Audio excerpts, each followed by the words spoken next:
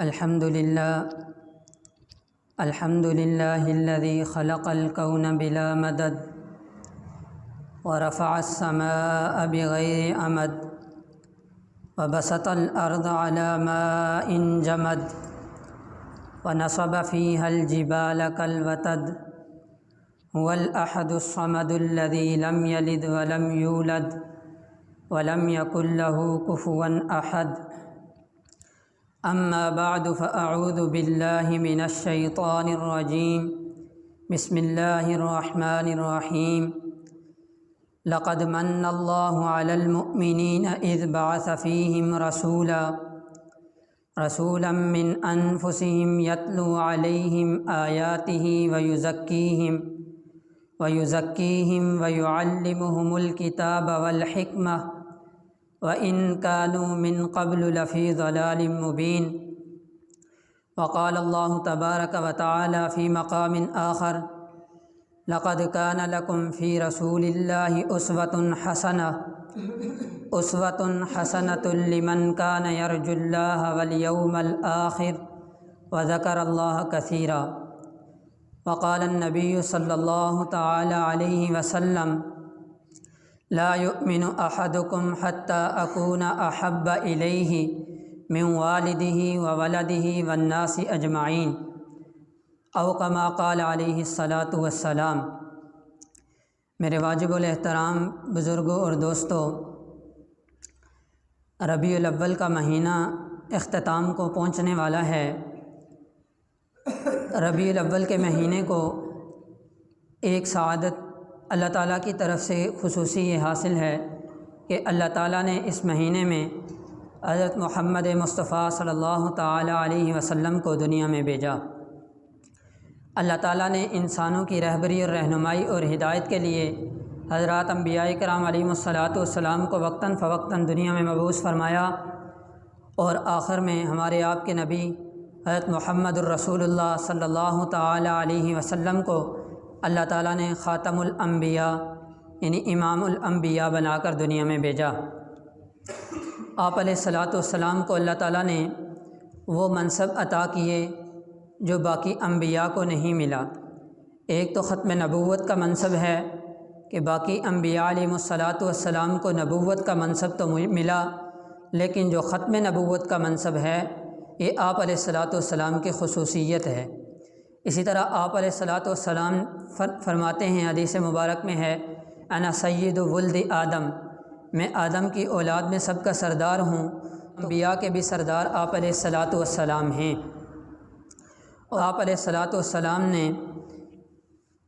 انبیاء کرام علیہم الصلاۃ والسلام کی امامت فرمائی بیت المقدس میں۔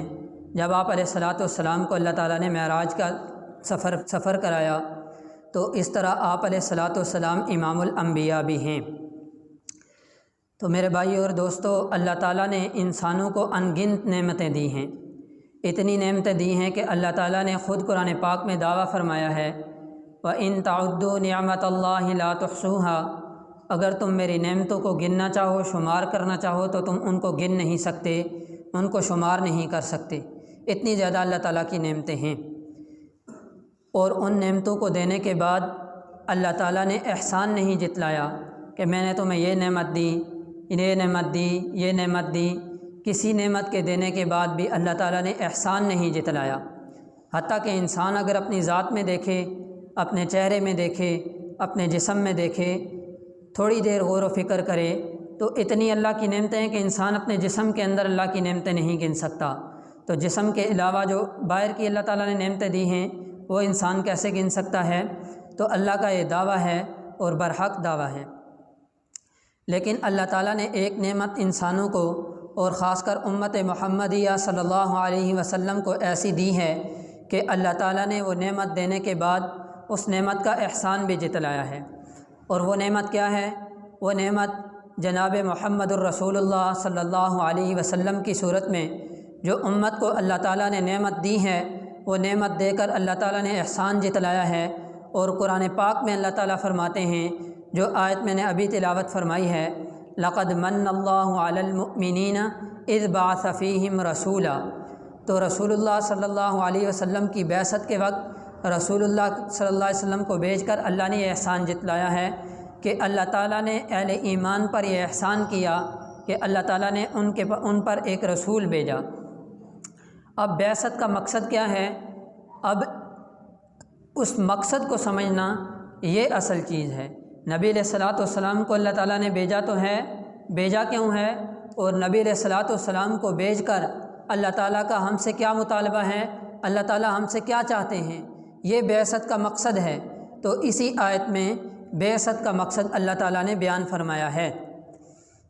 اب اس کو ایسے سمجھیں، دیکھیں اگر ہمارے گھر میں کوئی شخص مہمان بن کر آتا ہے تو ہم مہمان کا اچھا اکرام کر دیتے ہیں، اچھا کھانا کھلا دیتے ہیں، اچھی چائے پلا دیتے ہیں اور وسعت کے بقدر اچھا اکرام کر دیتے ہیں، لیکن اس کے آنے کا مقصد جو ہے اس مقصد کو اگر نہیں سمجھتے تو اس مہمان کا حقیقتاً ہم اکرام نہیں کرتے۔ اگر مہمان آتا ہے وہ ایک مقصد کو لے کر آتا ہے، وہ اگرچہ آپ کو یہ کہہ دے کہ میں آپ کے گھر چائے پینے نہیں آیا، میں آپ کے گھر کھانا کھانے نہیں آیا، یا جو بھی ضروریات آپ اس کی پوری کر رہے ہیں وہ اگرچہ آپ کو کہہ بھی دے کہ میں آپ کے گھر یہ ضروریات پوری کرنے نہیں آیا بلکہ میرا مقصد کچھ اور ہے، پھر بھی اگر آپ اس کی ضروریات پوری کرنے میں لگے رہیں، اس کے مقصد کو، اس کے آنے کے مقصد کو آپ پورا نہ کریں تو آپ اس کا اچھے طریقے سے اکرام نہیں کر پائے۔ میرے دوستو، نبی علیہ الصلوۃ والسلام کو اللہ تعالیٰ نے دنیا میں مبعوث فرمایا اور ربیع الاول کے مہینے میں اللہ تعالیٰ نے مبعوث فرمایا۔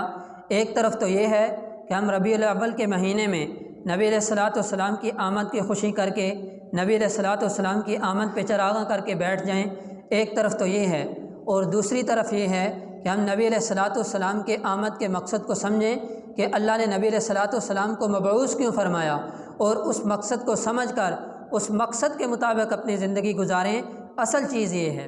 اب نبی علیہ الصلوۃ والسلام کو اللہ تعالیٰ نے جو مبعوث فرمایا، ایک بات یہ بھی عرض کرتا چلوں کہ نبی علیہ الصلوۃ والسلام کی آمد نہیں ہوئی بلکہ نبی علیہ الصلوۃ والسلام کی بعثت ہوئی ہے۔ آمد یہ ہوتی ہے کہ انسان خود اپنی مرضی سے آ جائے، اس کو کہتے ہیں آمد، اور بعثت یہ ہوتی ہے کہ کسی کی طرف سے بھیجا جائے۔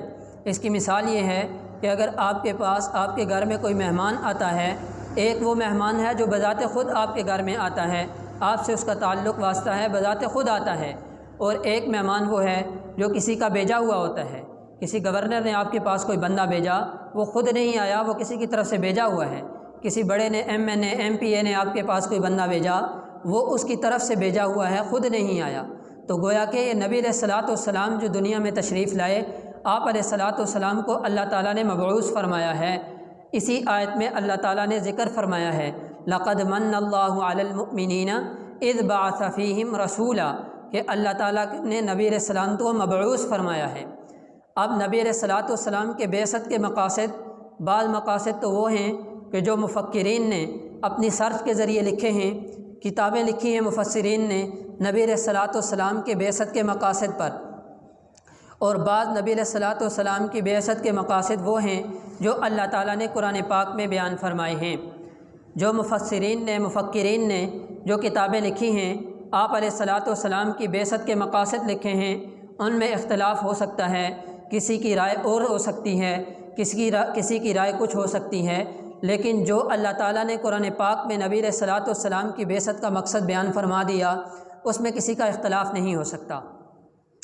تو اللہ تعالیٰ نے کیا فرمایا؟ بعثت کے 4 مقاصد اللہ تعالیٰ نے اس آیت میں بیان فرمائے ہیں۔ پہلا مقصد کیا ہے؟ یتلو علیہم آیاتہ، یعنی نبی علیہ الصلوۃ والسلام تمہارے پاس آئے ہیں، ان کی بعثت کا پہلا مقصد یہ ہے کہ قرآن پاک کی تلاوت کریں گے۔ یہ قرآن پاک اللہ تعالیٰ کی کتاب جو اللہ تعالیٰ نے حضرت محمد مصطفیٰ صلی اللہ علیہ وسلم کے قلب اطہر پر نازل فرمائی، اور آپ علیہ الصلوۃ والسلام کے واسطے سے یہ عظیم نعمت اللہ نے امت کو دی۔ آپ علیہ الصلوۃ والسلام کی بعثت کا پہلا مقصد یہ ہے کہ قرآن پاک کی تلاوت کرنا۔ اب قرآن پاک کی تلاوت ہم اپنے ذات کے اعتبار سے ہر بندہ سوچے، اپنے گھر کے اعتبار سے سوچے کہ قرآن پاک کی تلاوت ہر شخص کتنی کرتا ہے۔ اپنی ذات کے اعتبار سے اپنے گھر میں اپنے بچوں سے پوچھیں، گھر کے معاملات کو دیکھیں کہ کتنی تلاوت کرتے ہیں۔ آج یہ ہے کہ قرآن پاک کی تلاوت کے چھوڑنے کی وجہ سے ہم اللہ تعالیٰ کی برکتوں سے محروم ہیں۔ حدیث مبارک میں آتا ہے، اللہ کے نبی صلی اللہ علیہ وسلم فرماتے ہیں کہ جس گھر میں تلاوت قرآن پاک ہوتی ہے، تو اللہ کے نبی فرماتے ہیں غشیتہم الرحمہ، یعنی اس گھر کو رحمت ڈانپ لیتی ہے، وانزلت علیہم السکینہ، اور اس گھر پہ سکینہ نازل ہوتی ہے۔ تو جس گھر میں تلاوت ہوتی ہے، پرانے لوگ، بڑی عمر کے لوگ بیٹھے ہیں، وہ اس بات کی تصدیق کریں گے۔ پہلے دور میں یہ ہوتا تھا کہ عام گھروں میں صبح کے وقت کوئی ایک آدمی، کوئی بڑی عمر کا مرد یا عورت بیٹھ کے تلاوت کرتے تھے، یعنی تلاوت کرتے تھے تو پورے گھر میں اس تلاوت کی صدا گونجتی تھی، اور اس کی برکتیں بھی اور اس گھر میں اترتی تھی، کیونکہ اللہ کا کلام ہے، نبی علیہ السلام کا فرمان ہے، برکتیں تو نازل ہوں گی، تلاوت جس گھر میں ہوگی تو اس کی برکتیں لوگ اپنی آنکھوں سے دیکھتے تھے۔ اس کی برکتیں، یعنی گھر ایک ہوتا تھا، اکثر بھائی ایک ہی ساتھ اٹھتے بیٹھتے کھانا کھاتے، ایک ہی گھر ہوتا تھا، ایک ہی چولہا ہوتا تھا، سب کی ضروریات اللہ پوری کرتے تھے، کمانے والا ایک ہوتا تھا، ضروریات اللہ سب کی پوری کرتے تھے۔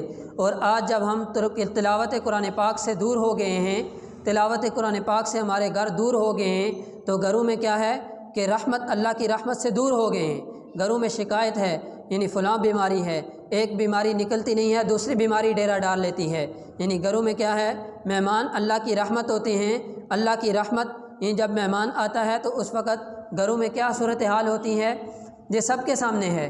وجہ کیا ہے؟ پیچھے ہم نے وجہ کو چھوڑ دیا ہے، وجہ یہ قرآن پاک کی تلاوت کو ہم نے ترک کر دیا ہے۔ قرآن پاک کی تلاوت کو جب چھوڑیں گے تو یہ گھروں میں یہ مصیبتیں آئیں گی، گھروں میں بیماریاں آئیں گی، گھروں میں پریشانیاں آئیں گی۔ اس کا ایک ہی حل ہے کہ ہم قرآن پاک کی تلاوت کا معمول بنائیں، صبح کے وقت بھی، شام کے وقت بھی، خود بھی پڑھیں، اپنے گھر والوں کو بھی کہیں، بیوی بچوں کو کہیں، اپنے اولاد اور ماتحتوں کو کہیں، قرآن پاک کی تلاوت پہ لگائیں۔ حدیث مبارک میں آتا ہے، اللہ کے نبی صلی اللہ علیہ وسلم فرماتے ہیں کہ ان القلوب تسلق کما یسلق الحدید بالماء، یعنی دلوں کو بھی زنگ لگ جاتا ہے جیسا کہ لوہے کو پانی لگنے سے زنگ لگ جاتا ہے، جیسے لوہا پانی میں پڑا رہے تو اس کو زنگ لگ جاتا ہے، بیکار ہو جاتا ہے کچھ عرصہ پڑا رہے، تو اس طرح دلوں کو بھی اللہ کے نبی صلی اللہ علیہ وسلم نے فرمایا کہ زنگ لگ جاتا ہے۔ تو عرض کیا گیا اما جلاؤ یا رسول اللہ، یعنی اس زنگ کو دور کرنے کی کیا صورت حال ہے، اس زنگ کو دور کرنے کی کیا طریقہ اختیار کیا جائے، کیا تدبیر اختیار کی جائے؟ تو اللہ کے نبی صلی اللہ علیہ وسلم نے فرمایا تلاوت القرآن، یعنی قرآن پاک کی تلاوت کی جائے، وکثرت ذکر الموت، اور موت کو کثرت سے یاد کیا جائے۔ تو اب دلوں کو زنگ لگ جاتا ہے، دلوں کے زنگ کیسے انسان محسوس کر سکتا ہے؟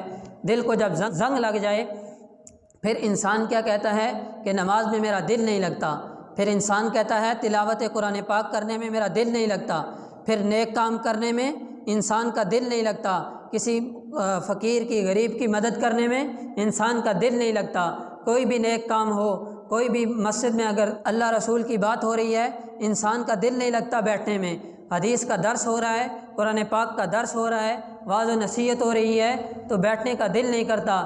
وجہ کیا ہے کہ یہ دل کو زنگ لگ چکا ہے، اور دل کو زنگ جب لگ جائے تو پھر اللہ کے نبی صلی اللہ علیہ وسلم نے علاج تجویز فرمایا ہے۔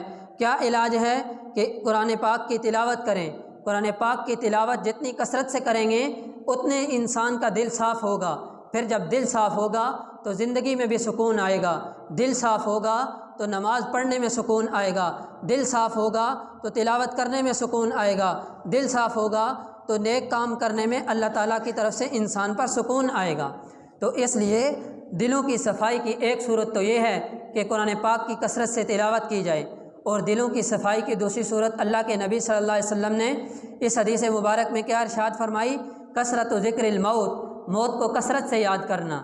آج ہم موت کے تذکرے بھول چکے ہیں، موت کو جب جتنا کثرت سے یاد کریں گے اتنا دل صاف ہوگا۔ آج ایسا ہوتا ہے اگر کہیں فوتگی ہو جائے تو قبر کھودنے والے قبر کھودتے ہوئے بھی دنیا کے تذکرے چل رہے ہوتے ہیں، قبر کھودتے ہوئے بھی موت کی یاد نہیں ہے، قبر کے گڑھے میں کھڑا ہے، کھود رہا ہے، ادھر تو یہ یقین کرنا چاہیے کہ آج اس بھائی کے لیے قبر کھودی جا رہی ہے، کل میرے لیے کھودی جا رہی ہوگی۔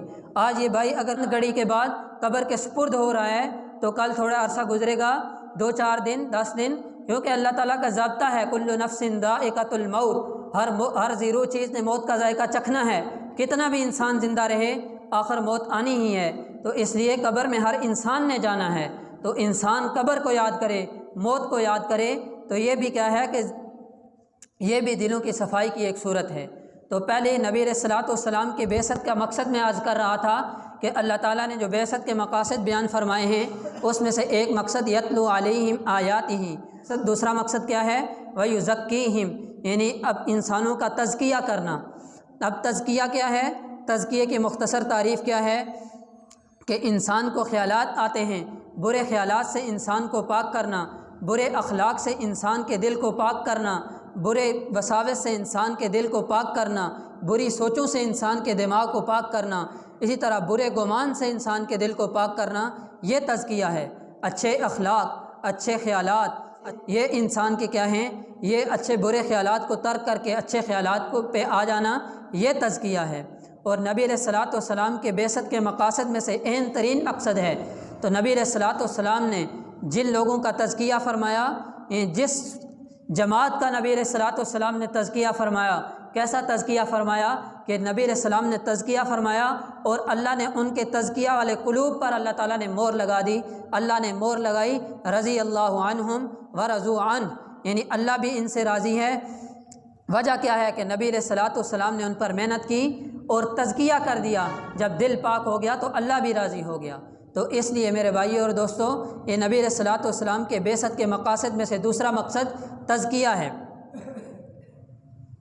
اور تیسرا مقصد اللہ تعالیٰ نے جو اسی آیت میں اللہ تعالیٰ نے بیان فرمایا ہے، وَيُعَلِّمُهُمُ الْكِتَابَ، یعنی نبی علیہ الصلوۃ والسلام کے بعثت کا مقصد کیا ہے کہ قرآن پاک کی تعلیم دینا۔ اب پیچھے ایک بات تو گزری، یتلو علیہم آیاتی، یعنی قرآن پاک کی تلاوت کرنا۔